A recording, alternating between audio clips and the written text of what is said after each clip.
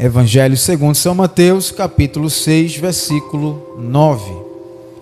E como toda ministração, eu destaco um tema para uma organização e para que os irmãos, a igreja, venham entender. Eu quero que vocês repitam, por favor, assim comigo: oração completa. Então esse é o tema da noite, oração completa. A gente se depara aqui no versículo 9, na tua Bíblia tem um título, e o título que a minha Bíblia atualizada, ela diz assim: a oração dominical. E quando fala em dominical, é referente ao dia de domingo, né? O dia da semana, domingo, em seguida segunda, terça, quarta, quinta, sexta, sábado, domingo é o primeiro dia da semana. Dominical também se refere a estudo bíblico na escola dominical.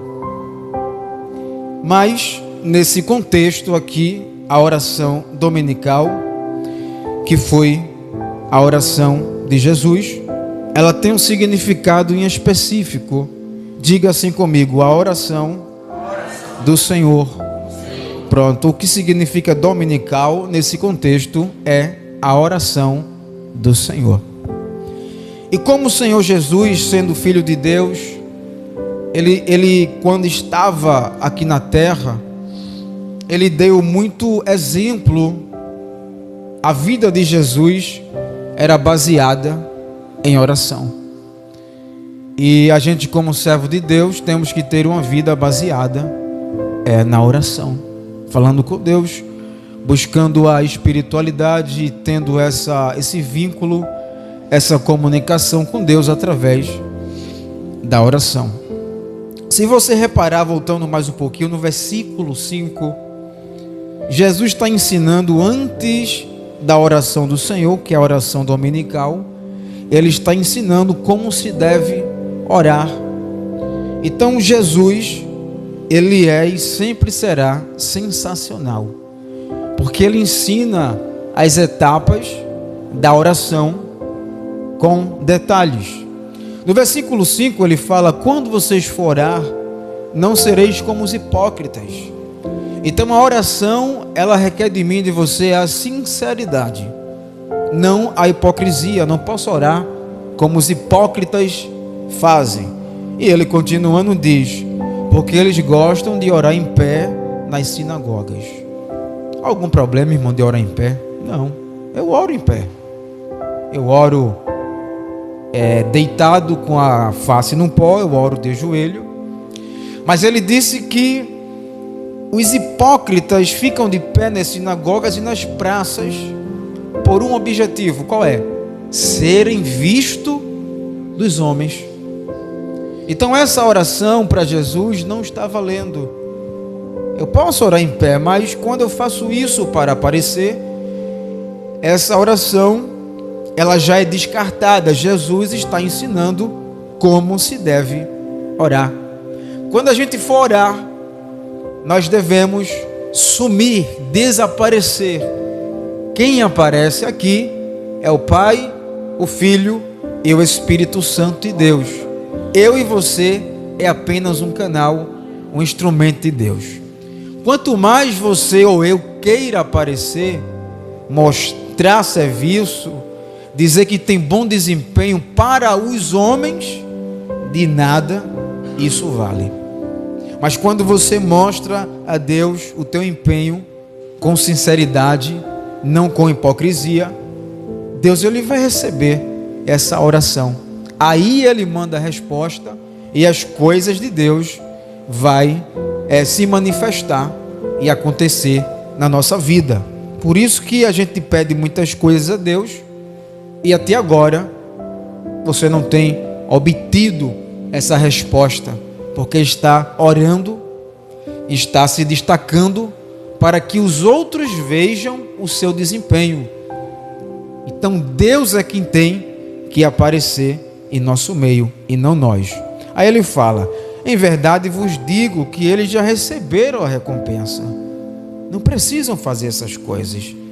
Aí no versículo 6, ele diz assim: tu, porém, quando orares, entra no teu quarto e, fechada a porta, orarás a teu pai que está em secreto, e teu pai que vem em secreto recompensará. Então não é necessariamente você entrar pelas portas do teu quarto e orar. Claro que você tem o teu quarto, tem um lugar secreto, a sala, o teu quarto, né, na cozinha, é um local que você vai orar. Mas num secreto é quando eu oro em espírito.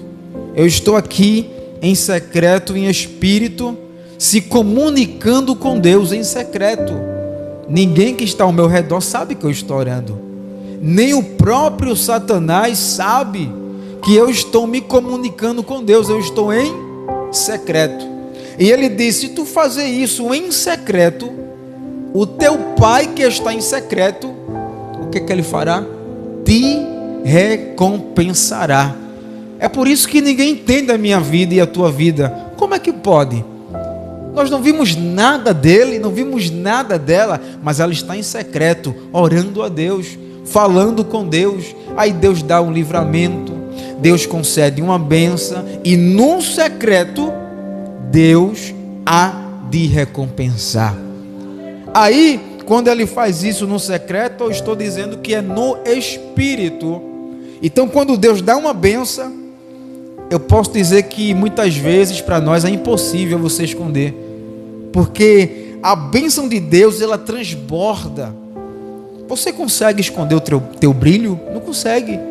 Por mais que você queira se esconder, vai sempre alguém olhar: você é crente, você é servo de Deus, porque tem um brilho.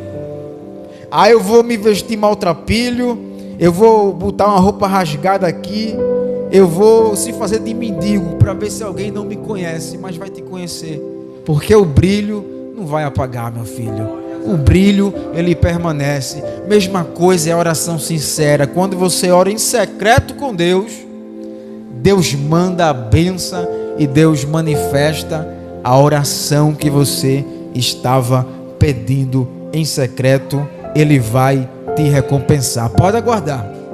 Pode aguardar que vai acontecer, se você ter fé. Aí ele fala no versículo 7: e orando, não useis de vãs repetições, como os gentios, porque presumem pelo muito falar serão ouvidos. Aí Jesus estava ensinando outra coisa aqui. Meus queridos, minhas queridas, quando vocês forem orar, não comecem a repetir as coisas, porque os hipócritas, os fariseus, fazem a mesma coisa. Eles presumem na cabeça dele, é assim: pelo muito pedir, repetir aquilo em uma única oração, ele vai receber de Deus. Aí Jesus disse: não faça como eles.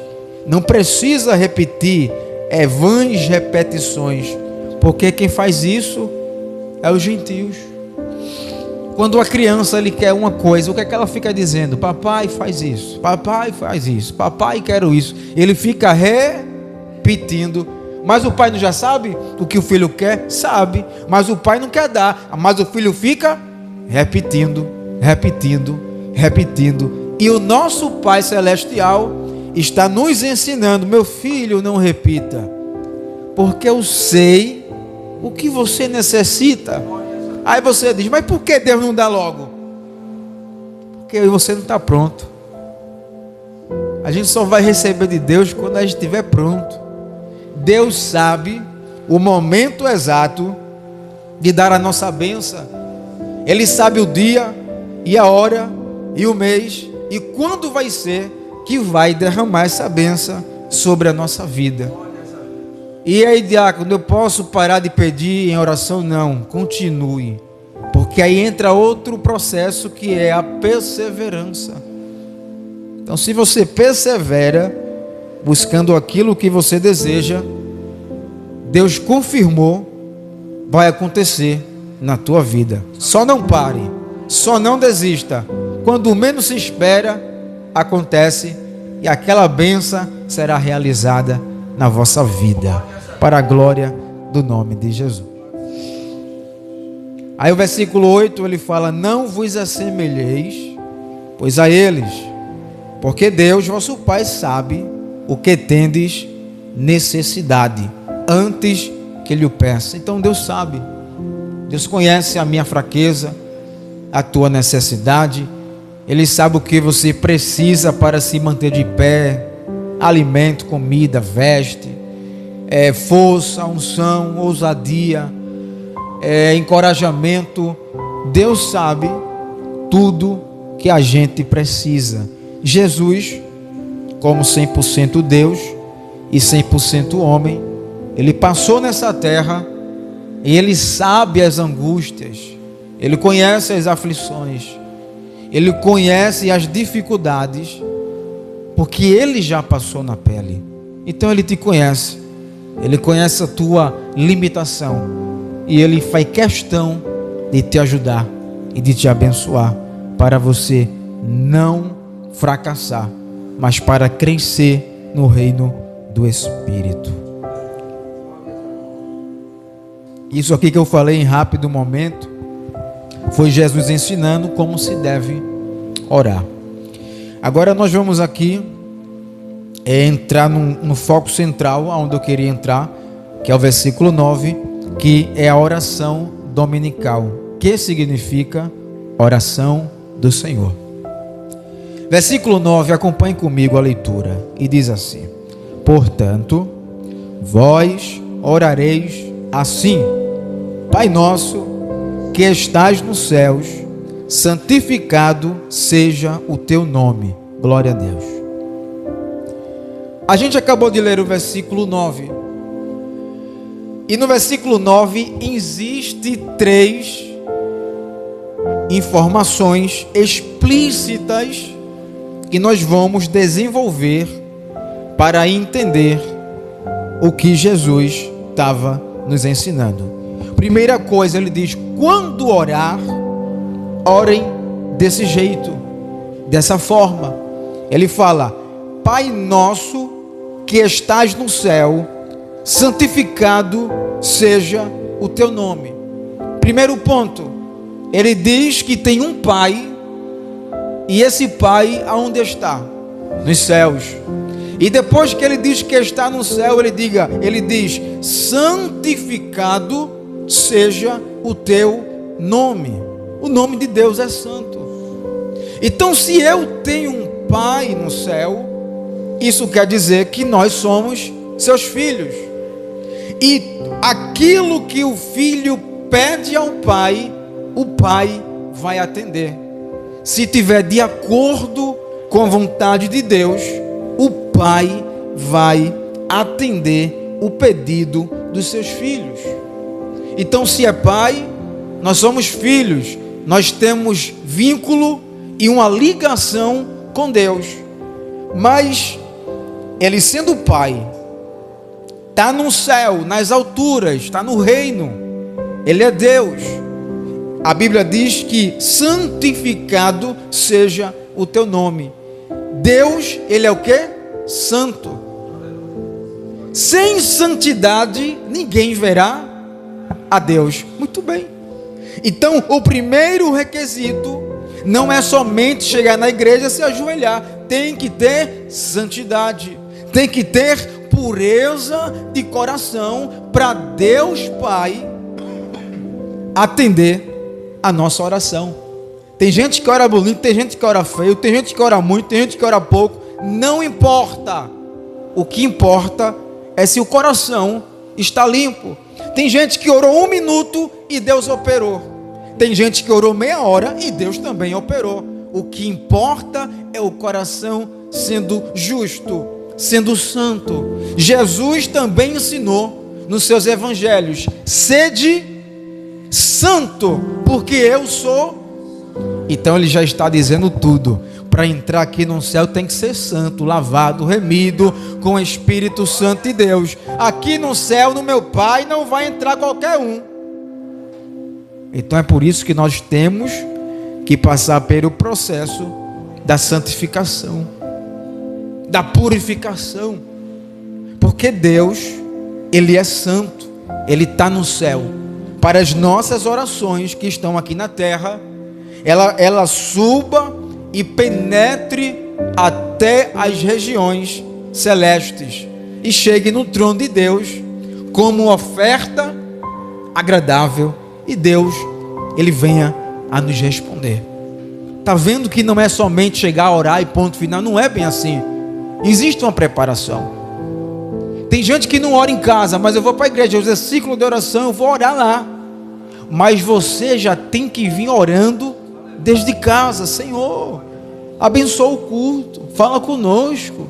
Jesus nos ensina, Jesus batiza, Jesus entra naquele templo, Jesus manda pessoas, toca em coração, salva almas. O teu culto e o meu culto começa em casa.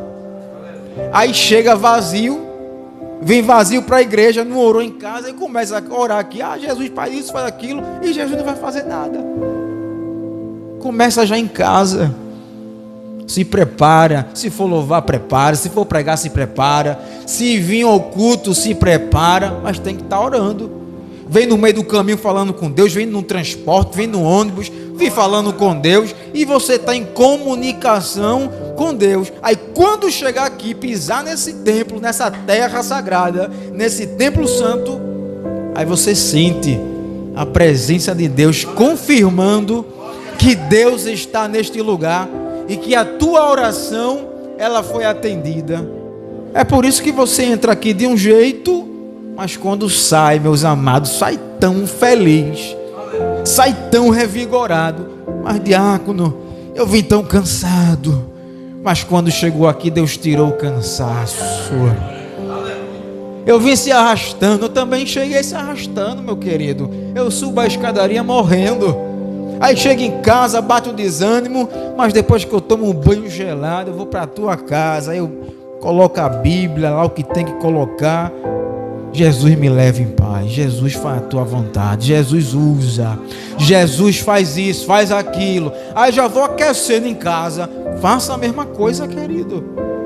Aí quando chegar aqui, você já está, 1500, alegre, feliz, pronto para receber a bênção e ouvir a voz do Papai do céu, que Ele é santo e nós precisamos ser santo também, se purificar. Versículo 10, olha o que ele diz, ele continuando a oração dominical: venha o teu reino, faça-se a tua vontade, assim na terra como no céu. Mais três pontos nós iremos aqui, estamos vendo, está bem destacado. Venha o teu reino. Então quando a gente for orar, a gente tem que pedir: Senhor, o teu reino venha sobre nós. O que é que tem no céu? O que é Deus? Santo, maravilhoso, poderoso, digno, humilde, santo. Ele é soberano. Deus é trabalhador. Deus é fogo, amor, justiça. Ele é a glória. Tudo isso são coisas concernentes do reino. Então quando a gente orar, temos que dizer: Senhor, venha o teu reino. É como quem diz: Senhor, reina sobre nós, porque tu reinando sobre nós, a gente vai conseguir caminhar, a gente vai conseguir andar num caminho certo. Mas reina, governa, vem sobre nós com o teu reino, com a tua justiça, com o teu amor, com o teu caráter. Vem, Jesus, vem, Senhor, porque você está invocando a Deus. As coisas concernentes ao reino, as características de Deus, os atributos de Deus, eu estou chamando: vem sobre nós. Quando você cai em um buraco, qual é que você chama? O seu amigo: fulano. Mas o diácono estava aqui, relatou aqui agradecendo. Ele estava em casa, deu uma dor. Ele foi chamar quem? Deus. Vem aqui, Senhor. Ungiu ali o local e Deus operou. Quando você está em apuro, quem você chama? O Senhor. Senhor, vem cá. E quando eu chamo vem cá, eu estou dizendo, cura-me. Trabalha aqui na minha vida, Jesus. Trabalha, Senhor. Vem aqui e muda esse quadro, essa situação. Vem com teu poder agir na minha vida. Aí Deus analisa o teu coração, tá certo, Ele vai e age. Mas não é obrigado isso é hoje não, viu, filho? Tem coisas que Deus vai agir daqui a um mês. Tem coisas que Deus vai agir daqui a um ano. Tem coisas que são processos. Tem coisas que eu e você precisa amadurecer mais para receber grandes coisas do Senhor Deus. Ele diz no versículo 10: venha o teu reino e faça-se a tua vontade. Então quem prevalece? É a minha vontade? Não. É a vontade da igreja? Não. É a vontade de Deus. Porque a vontade de Deus, essa é a melhor de todas. É pecado ter vontade, Jaco? Não. É pecado ter desejos? Não. Mas já que nós somos filhos de Deus, a melhor vontade, o melhor querer é o de Deus. Porque muitas vezes aí você não sabe nem o que quer. Tem dia que você está fervoroso, Senhor, eu quero isso. E ora, aí depois desanima. Aí se esquece, não quer pedir mais. Aí muda. Porque é de ser humano isso. Mas o certo é a vontade de Deus na nossa vida. Pode ter certeza que a vontade de Deus é a melhor possível para a minha e para a tua vida. Entre nós aqui, quem sabe a nossa vontade é que o irmão erre, que o irmão peque, que o irmão caia, que o irmão seja denegrido. É o pensar do maligno. Mas o pensar de Deus: eis que tenho pensamentos bons e não maus. Eis que tenho os pensamentos de vida e não de morte. Deus só tem o melhor para a nossa vida. E nós devemos fazer isso com os nossos irmãos. Pensar o melhor e orar pelo melhor. Que faça-se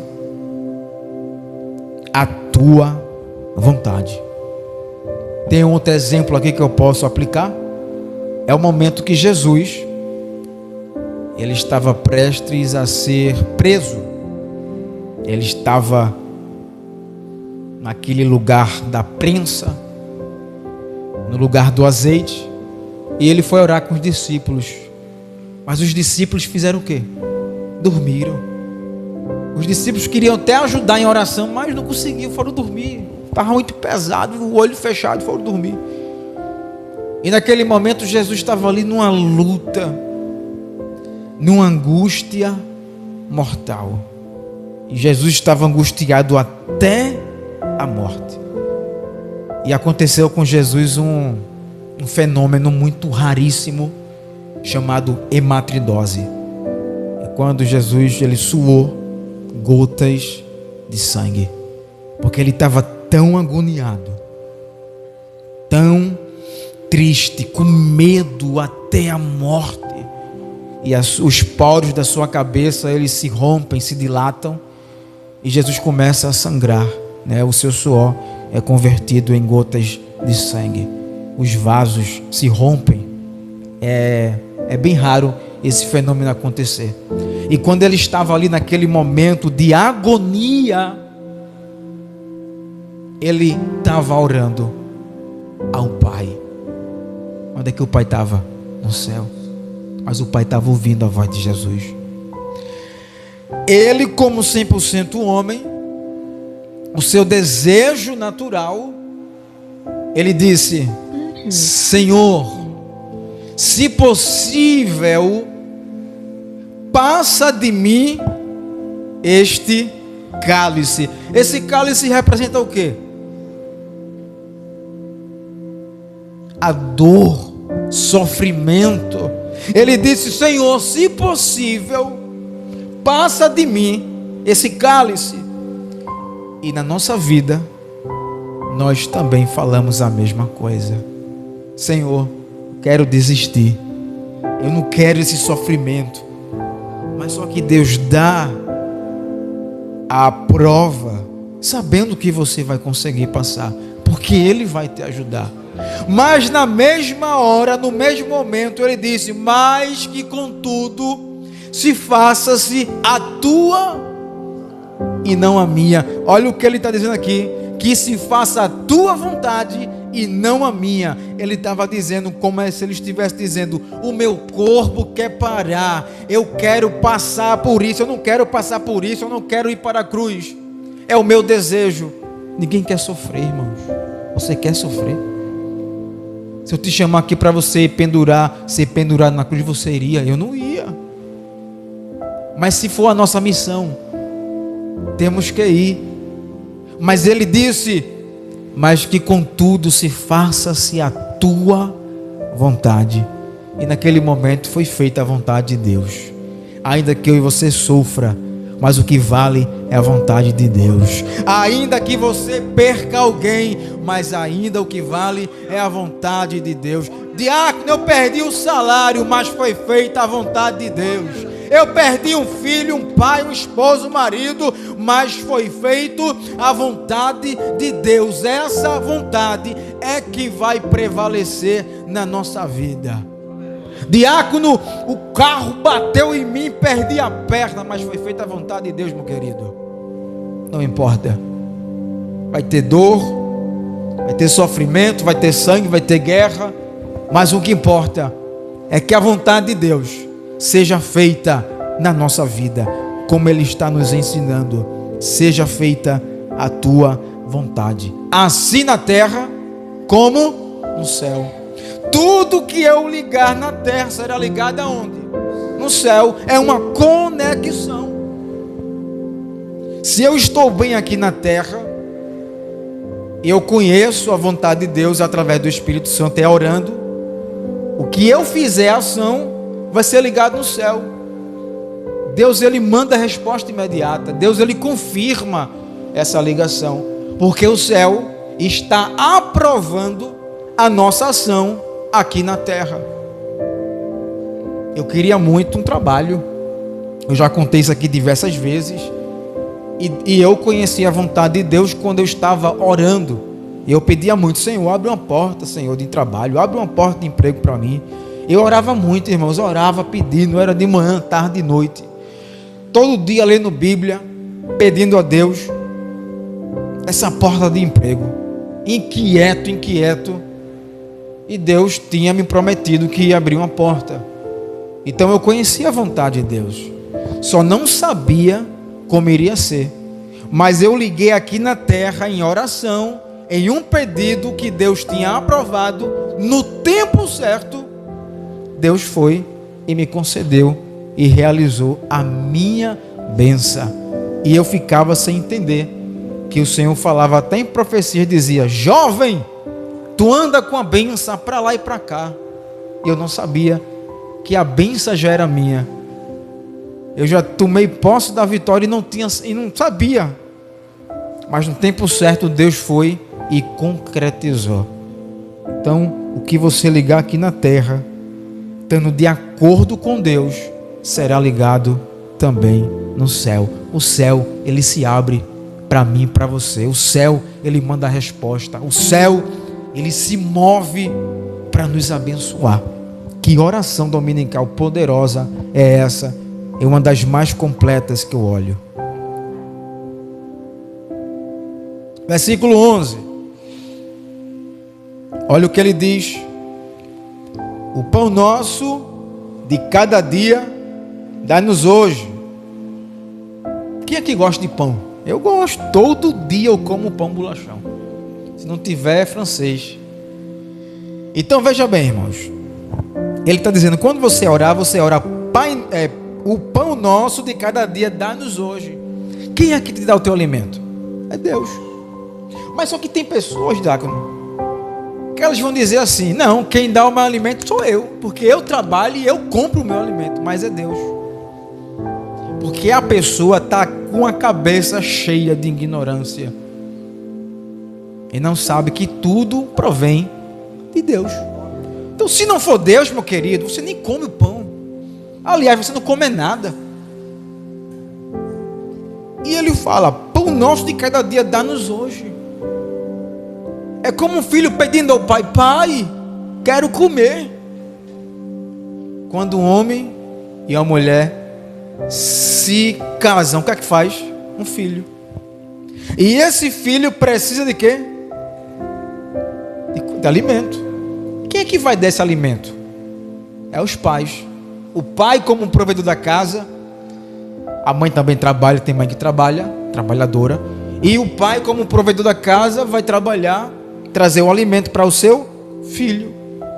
Então é o alimento diário que vai sustentar essa criança até a sua juventude, sua pré-adolescência, juventude. E ele vai se alimentar, porque os pais provêem o pão de cada dia para a mesa desse menino. E esse menino chega a um certo ponto que ele vai ter que trabalhar. E ele vai se casar um dia, ele vai ter filhos, e esse processo ele vai se repetir de geração em geração. Aí agora é a vez dele ouvir: papai, estou com fome. Tome o pão, meu filho, toma o leite.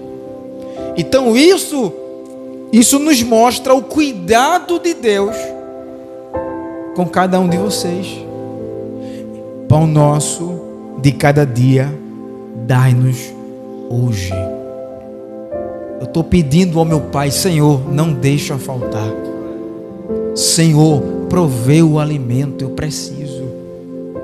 Tem irmãos que passam a luta diária, guerra diária, provas diárias. Tem irmãos que não têm o dinheiro para comprar o alimento, e Deus sabe. Mas se esse irmão orar, Deus move o céu para mandar o pão para você. Mas de barriga cheia, seca, você também não vai dormir. Eu disse aqui já no início, eu passei muito aperto em casa quando eu era pequeno. Eu sentia fome, queria comer mais pão, mas não tinha. Era aquele pão contado. Eu sentia fome, mas nunca fui dormir de barriga vazia, porque Deus sempre movia o coração de um coração de outro, e nunca deixava faltar.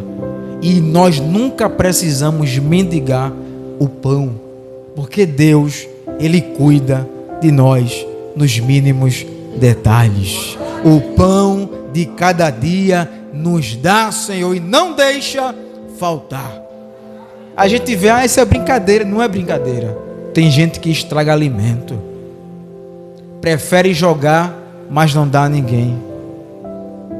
Tem muito, joga fora, estragou. Não, querido, dá a quem precisa, dá a quem está necessitado. Mas ele não presta, não importa se ele presta ou não, dá a ele, dá a ela um alimento que vai se perder, que você vê que vai se perder, não vai fazer falta. Abençoa o teu próximo, porque Deus, Ele supre o nosso pão de cada dia. Amém, irmãos? Nunca seja ganancioso para comer tudo, não, viu? E irmão quer comer tudo, não quer deixar nada para ninguém. Não é bem assim também, não. Ele está dizendo: abençoa o nosso pão, não deixa faltar. E quando Ele fala nos dar o pão, é nós dizendo para Deus: Senhor, me dê saúde, me dê graça, me dê força, me dê um trabalho para eu trabalhar e ter o meu sustento. Porque antes do pão, Deus dá a saúde e a condição a cada um de nós. Se você não tem saúde e condição, tudo bem, eu fico calado. Mas se você tem disposição, tem saúde, tem trabalho, e você não quer, aí eu te chamo de preguiçoso. Porque tem gente que quer e não tem.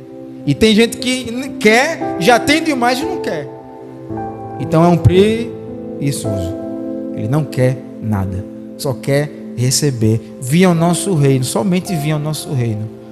Então antes do pão, Deus vai dar condição a gente, para a gente trabalhar.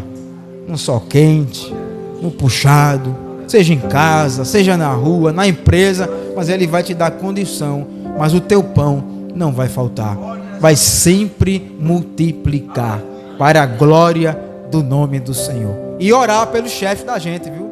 Quando chegar final de ano, soltar aí o peru, né, irmãos? A ceia do Natal, quando chegar a Páscoa, soltar o dedo do peixe, tem que orar. Porque tem uns que não quer soltar não, mas te orando, ele solta. Quando menos se espera, chega o pizza, o dedo do peixe, o dedo disso, daquilo, amém, Jesus, glória a Deus. Eu estava em casa e chegou o dedo do peixe, glória a Deus. Avançou a mulher, Jesus, glória a Deus. Versículo 12.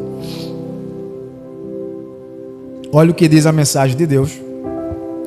Na oração, quando for orar, Jesus disse assim, para a gente fazer assim: e perdoa-nos as nossas dívidas, assim como nós também temos perdoado aos nossos. Essa parte é boa. Tem dívida e tem devedor. E ele está dizendo, quando você for orar, peça perdão das suas dívidas. Quem aqui tem dívida? Eu tenho. E tenho muita dívida. Você nem imagina. É sério, irmãos. Eu sei que cada um aqui tem dívida. Eu sei que tem. Eu não estou brincando, estou falando sério. Todo mundo aqui tem uma dívida, eu sei. Uma não, várias. Também tem diácono, eu sei tudinho. Eu sei de tudinho. Pode sorrir, mas eu sei. Vocês estão pensando que é brincadeira. Eu estou falando sério, irmãos. Todo mundo aqui tem dívidas. E muita. Que dívida é essa? É o pecado. Pecado. Nós pecamos todos os. Perdoa-nos as nossas dívidas. Nós, quando erramos, estamos em dívida com Deus. Mas Deus é tão bom que Ele perdoa a dívida todo o dia. Mas isso não dá vazão para a gente ficar fazendo essa dívida todo dia. Aí Ele diz, assim como nós perdoamos os nossos devedores. Então, quem nos deve também? É pecado, ou também seja compra alguma coisa que paga, que compra e fica devendo. Então nós temos dívidas com Deus. Nós devemos. Não é somente quando você diz, eu fiz um voto e não cumpri, Senhor. Eu sei que isso é uma dívida, mas eu estou falando do pecado, irmãos. Do pecado. Quando eu faço corpo mole, eu estou em dívida com Deus. Quando Deus manda eu falar alguma coisa, eu estou em dívida com Deus. Quando é para ler Bíblia, quando é para orar, Deus manda, a gente não vai, estamos em dívida. Quando é para ir para a igreja, eu não vou, tenho condição, eu estou em dívida com Deus. E também, entre nossos irmãos, nós também temos dívidas uns com os outros. Quando eu não amo o meu próximo, eu estou em dívida. Tem gente que é tão bom, irmãos, para pedir perdão a Deus, ele é uma bênção. Jesus, perdoa que eu errei, tu sabe que eu sou fraco, eu sei, eu te perdoo, mas tu vai levar o cajado pelo teu erro. Aí quando alguém erra com você, você não quer perdoar. Tá certo isso, irmãos? Mas não. Tinha uma parábola aqui do conservo, o servo e o conservo, do rei, né? O rapaz devia não sei quanto ao rei. Aí o rei, tá bom. Aí ele disse, Senhor, me perdoa, me perdoa, eu vou te pagar, perdoa minha dívida aí. Aí o rei, tá perdoado. Aí quando ele saiu da presença do rei, ele foi até o seu conservo e disse, me paga o que tu me deve. Ele não usou de misericórdia. O rei usou por ele, e ele não usou de misericórdia pelo seu servo. Aí foram contar ao rei, Rei, o teu servo que tu perdoasse a dívida, ele acabou de espancar o devedor dele ali embaixo. Foi mesmo? Foi. Manda chamar ele. Aí o rei disse, eu não usei de misericórdia contigo? Eu não perdoei a tua dívida? O mínimo que tu devia fazer é perdoar o teu conservo. E tu não usaste de misericórdia por ele. Aí mandou prender o rapaz. Toda vez que você deve, você está preso. eu tenho vergonha, eu tenho medo, não quero pedir perdão. Peça, porque você está preso, meu querido. É dívida também. Se eu errar, irmãos, eu vou até você e peço perdão. Eu já fiz isso várias vezes com muitas pessoas. E as que eu pedi ficaram de bem comigo, e tem umas que não se falam mais comigo. Fiz a minha parte. Faça você também. Nós não queremos o perdão de Deus? Perdoe também os seus irmãos. Que não sabe como ele é ruim, ele faz isso de propósito. O problema é dele, o problema é dela. Eu não posso estar preso. Você não pode estar preso. Você tem que pagar as dívidas. Pede perdão a Deus, Deus te perdoa e também perdoa o teu próximo. Se ele quer ficar em dívida, deixa ele ficar em dívida. Mas aqui a oração é para cada um individualmente. Versículo 13. Aí ele fala: e não nos deixes cair em tentação, mas livra-nos do mal. Pois teu é o reino, o poder e a glória para sempre. Amém.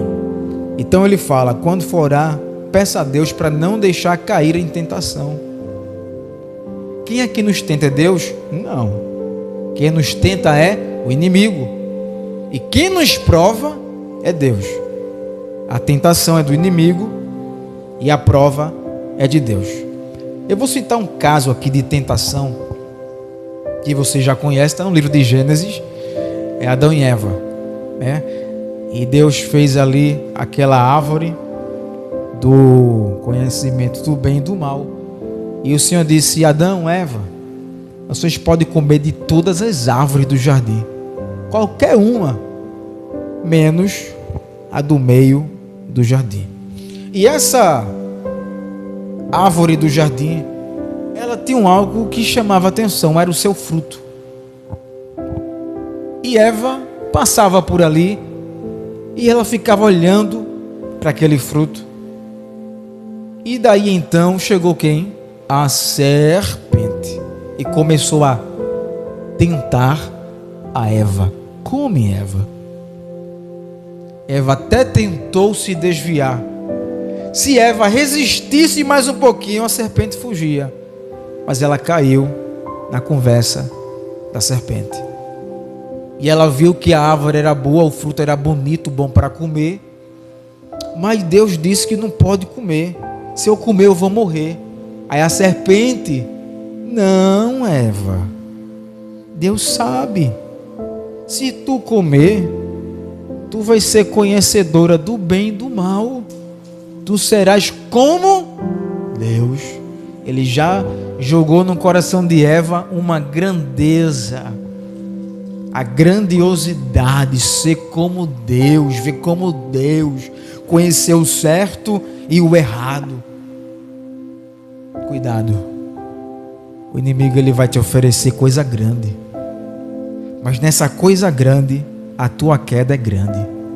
Resista e fuja daquilo que não é de Deus, senão você cai na tentação. E nós temos que pedir a Deus que não nos deixe cair em tentação, mas livra-nos do mal, pois teu é o reino, o poder e a glória para sempre.